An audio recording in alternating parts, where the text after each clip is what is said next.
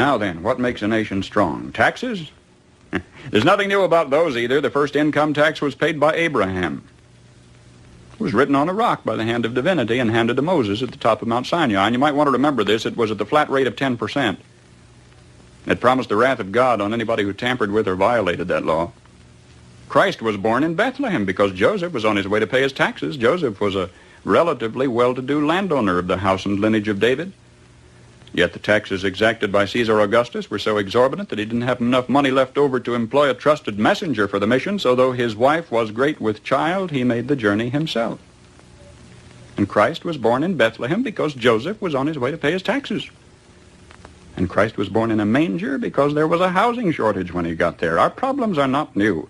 At Runnymede, the Magna Carta was handed to King John on the end of a sword, denying to royalty the right of unlimited taxation. Yet you know it was for us, the American people, to become the first in recorded history ever voluntarily to surrender our rights to private property. Oh, yes, we did.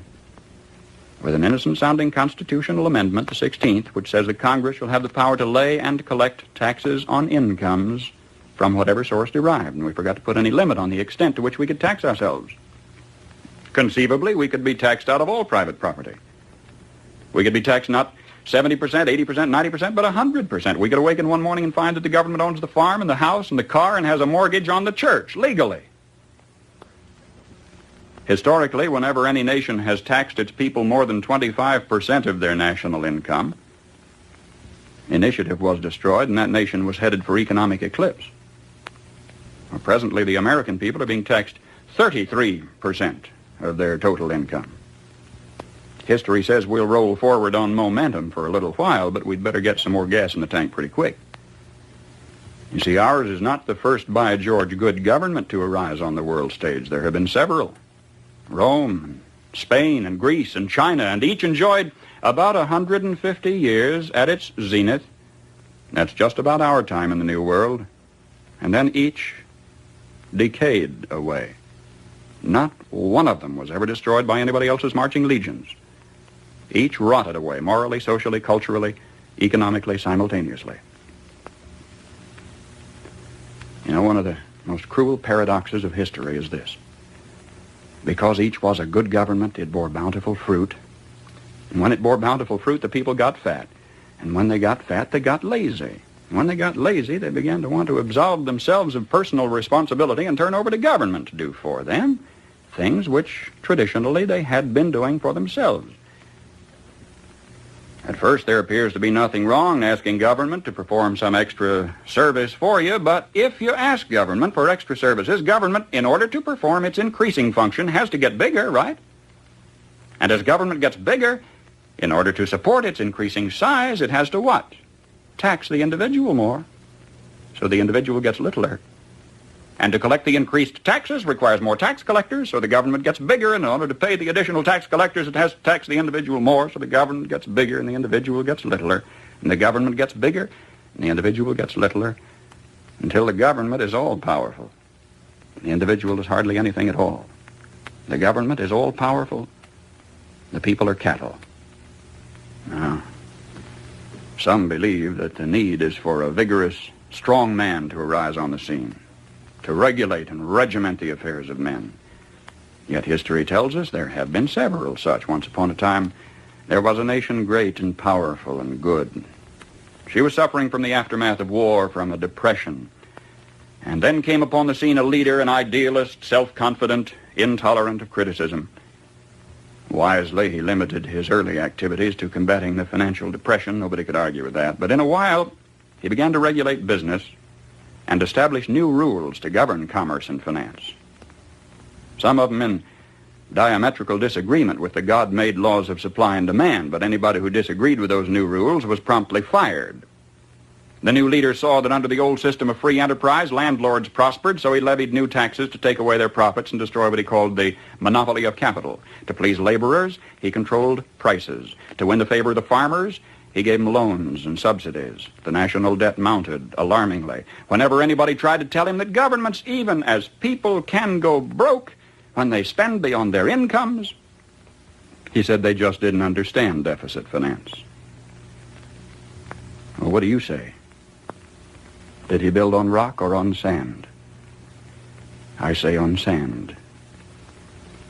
For you see, this was the story of Emperor Su Tongpo, who led China to its doom more than 1,000 years ago.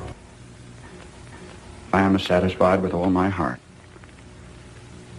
that if Uncle Sam ever does get whipped, here too, it will have been an inside job. It was internal decay. It was not external attack that destroyed the Roman Empire. Starting about 146 BC, internal conditions in Rome were characterized by a welter of class wars and conflicts, street brawls, corrupt governors, lack of personal integrity and moral responsibility. About 290 years after Christ, a Roman emperor named Diocletian took over.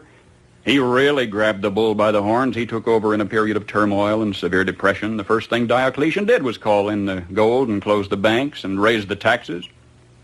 He reduced the power of the Senate, delegated its power to a lot of little government bureaus. Do you know they even had a Transportation Act back there prescribing the fee required to rent one laden ass per mile? And at today's rate of exchange, it would have amounted to about 1/8 cent per mile, which meant that in order to make a profit, a jackass would have to carry 5 passengers. That was simply beyond the capacity of the jackass. Diocletian put millions of people on the public payroll, but when this failed to do the job, the country was still in trouble. He asked more personal powers for himself. For a brief while, incidentally, they were standby powers, but then he used them all at once. He froze wages, he froze prices, he froze jobs, he stopped profits, he dictated to the farmer what he should plant, when and how he should sell it, and for how much, and he rationed food. And what happened?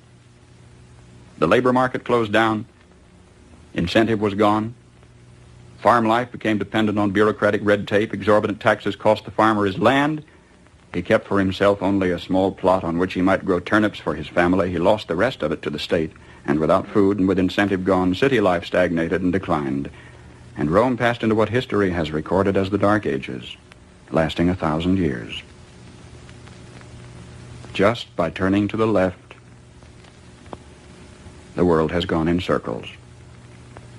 A nation would evolve from a monarchy into an oligarchy, from oligarchy to dictatorship, from dictatorship to bureaucracy, from bureaucracy to pure democracy, where finally the people would cry out from the chaos and confusion of the streets, "Oh, please, God, give us a king," and God would give them a king, and they'd have a monarchy again and start the whole silly cycle anew.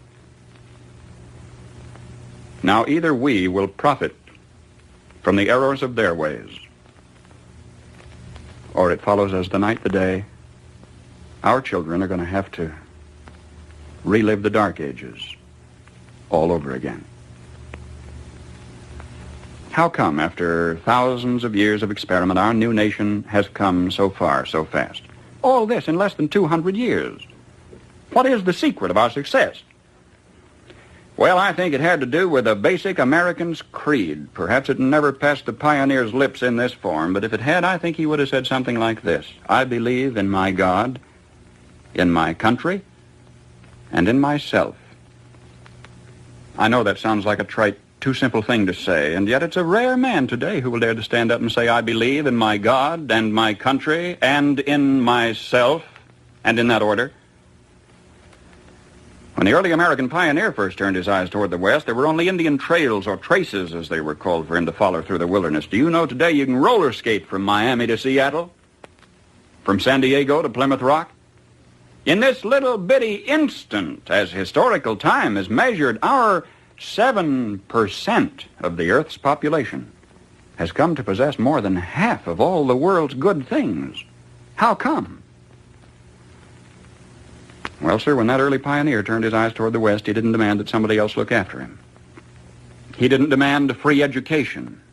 He didn't demand a guaranteed rocking chair at eventide. He didn't demand that somebody else take care of him if he got ill or got old. There was an old-fashioned philosophy in those days that a man was supposed to provide for his own and for his own future.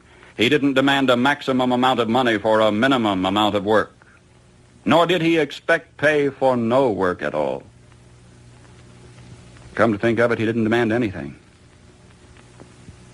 That hard-handed pioneer just looked out there at the rolling plains stretching away to the tall green mountains, and then lifted his eyes to the blue skies and said, "Thank you, God.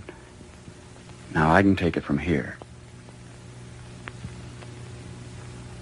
Now, that spirit isn't dead in our country. It's dormant. It's been discredited in some circles, driven underground, but it isn't dead. It's just that a few seasons ago, politicians baiting their hooks with free barbecue and trading a Ponzi promise for votes began telling us we don't want opportunity anymore, we want security. We don't want opportunity, they said, we want security. And they said it so often we came to believe them. We wanted security. And they gave us chains, and we were secure. Suddenly, with our constitutional guarantees depleted, with our national character eroding away, with our tax laws penalizing those who dare to prosper, with workers concentrating on how little they can get by with instead of how much they can produce, suddenly we looked overhead one day to discover that the first tin moon in space was a Russian accomplishment. That free men dragging their feet had been outdistanced by slave workers dragging their chains. And we were sore afraid. Perhaps this was a disguised blessing, too. Maybe a dramatic accomplishment by this Cold War adversary was necessary to get us off our dead centers and back to work again. If we can revive in ourselves, then in our youth, something of that basic American's creed, the horizon has never, ever been so limitless. For man stands now on the threshold of his highest adventure of all, his first faltering footsteps into space. 20 years from today, half of the products you will be using in your everyday living aren't even in the dictionary yet. We've got it made. If we just keep on keeping on, we've got it made. And if we don't, we will follow those other great nation-states of history into the graveyard of ignominious oblivion. History promises only this for certain. We will get exactly what we deserve.